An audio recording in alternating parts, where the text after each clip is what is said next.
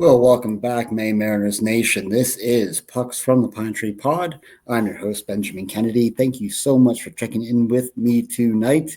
Post game here Wednesday night after the Maine Mariners defeat the Worcester Railers 5-2 at the Cross Insurance Arena, moving to 5-8 on the season. Of course, I am not there tonight. I am in Denver, Colorado, so a couple hours behind everybody tonight. So picture this. I'm here at a national sales meeting for my company in Denver. Teammates and whatnot hanging around and frolicking and chattering around the bar. And what am I doing? Sitting at the hotel bar amongst all the noise, hunched over my iPhone with a beer in hand, watching an ECHL Maine Mariners hockey game. Yeah, I'm that guy. Sorry, got a lot of weird looks. What are you doing? I'm watching hockey. Oh, all right. Yeah, leave me alone. I'm watching hockey. It's great. It's great. So, great game tonight for the Maine Mariners, winning 5-2 there against the Worcester Railers. So didn't want to let this game pass me by without having some sort of comments about it because just a great effort from the boys tonight. So anybody that watched my video yesterday, we remember that I might have said that, don't expect a whole lot of help from the Providence Bruins. Literally like 12 hours later, Providence reassigns defenseman Drew Bavaro down here to Maine. So great. Love him. Great to have him here. In a corresponding move, the Mariners do release defenseman Dalton Galley. And there we go with that piece. Hold on just a second here. So let's look at this game tonight. 5-2 win for the boys. Shots on goal for the Maine Mariners. 38-29 for the Worcester Railers. First period, 21 shots for the Mariners versus one for Worcester. One. It's a little nuts. That's actually hard to do. It's actually hard to do. Second period, 6 shots for Maine, 17 for Worcester, so they do start to get it going there in the second period, and 11 apiece in the third period for both teams, making it 38-29. Power play situation, Maine 2 for 4, Worcester 0 for 3 on the night. Goaltending for Worcester, Tikkanen, 33 saves, over 33 shots. Bishop getting the win, 27 saves on 29 shots for him tonight. So great effort there by Bishop. Wonderful game. First period, 4 goals for the Maine Mariners. Let's just take a look at those. With Bavaro, of course, just reassigned Bavaro getting his goal, assisted by Lambert and Vealing. Later on, not that long after, Patrick Gay getting his 5th goal this season, also assisted by Lambert and Cal McCoff.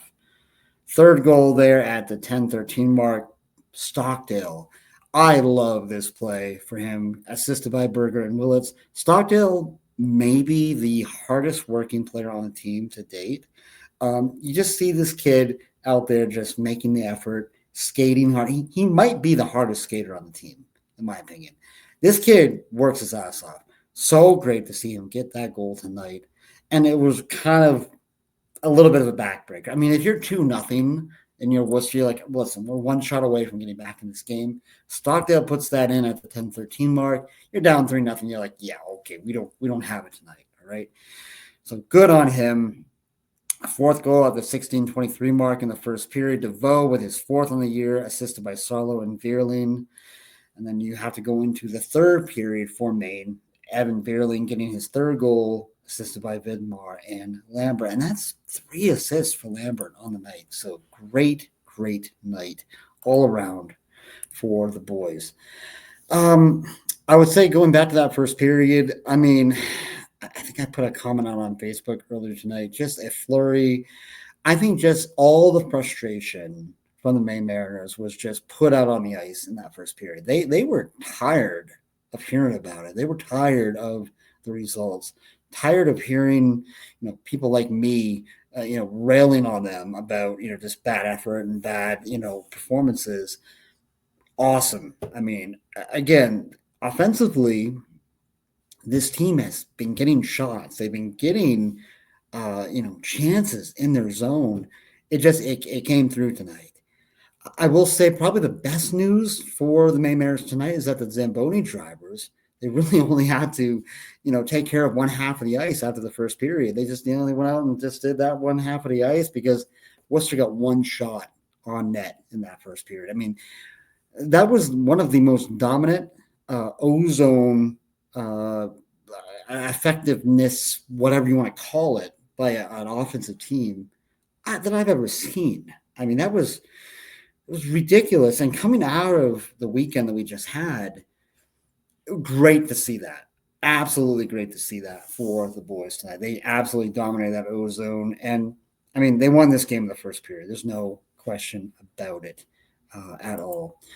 Going into that second period, we knew that Worcester was going to make a push. 17 shots on goal for them. They do get the one goal there by Hatton, and that was at the 3:35 mark.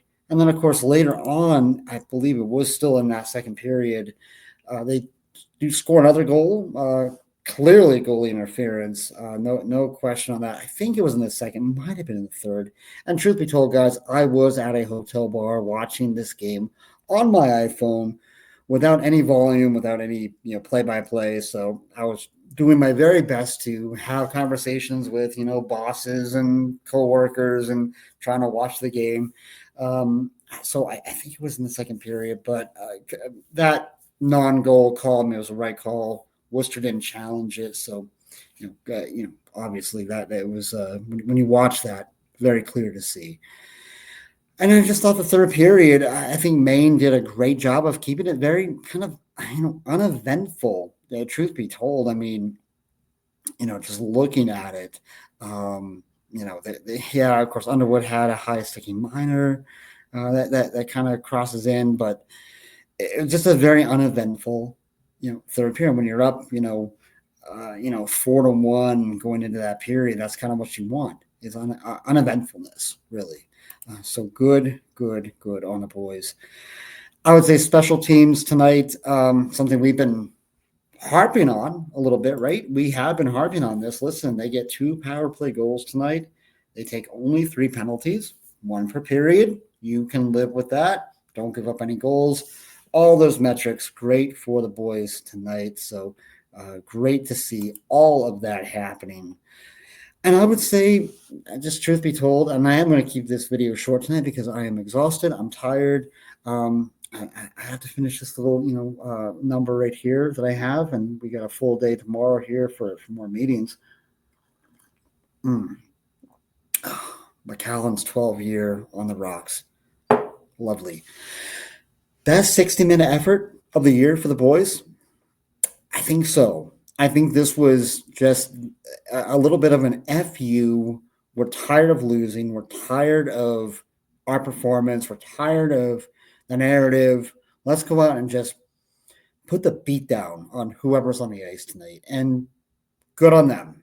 Good on them. You got to give them credit. Listen, I will be critical when they play bad, and I will give them praise when they play well. This was a very awesome, lovely game. So great on the boys. 5-8 now on the season. Hopefully this is a building block. Hopefully this is something they can just build off of. And let's just focus on getting back to 500. I think that's what we have to do for the Maine Mariners. So thank you all so much for watching. Thank you for your support. If you do like what you're hearing, please don't forget to hit that like and subscribe button down below. Do appreciate that. And until next time, be kind, show love. Please show love. We all need it. And God bless.